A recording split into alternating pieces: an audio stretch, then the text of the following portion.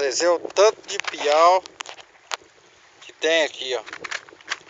Dá pra você ver os bichos. Esse lugar aqui dá piau demais, rapaz. Entendeu?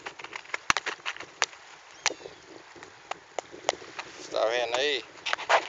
Qualidade desse piau. Ó. Isso tudo pesca aí dentro de 1 hora, mais ou menos. Tanto de piau, ó. Maravilha. Ó, vou mostrar pra vocês o outro parceiro ali que tá também tá com o pulsar dele bem cheio também de piau também. É muito piau que dá nesse lugar aqui, ó. Você precisa de ver.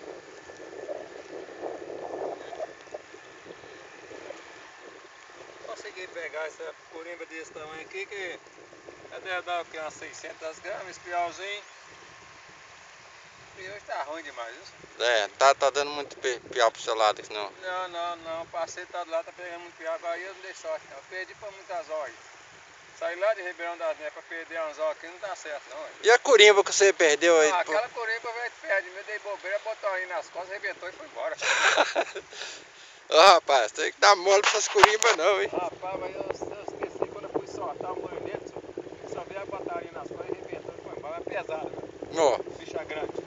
Quantos quilos mais ou menos? Dá uns 3 quilos por aí. Ah, 3. Então vamos encerrar.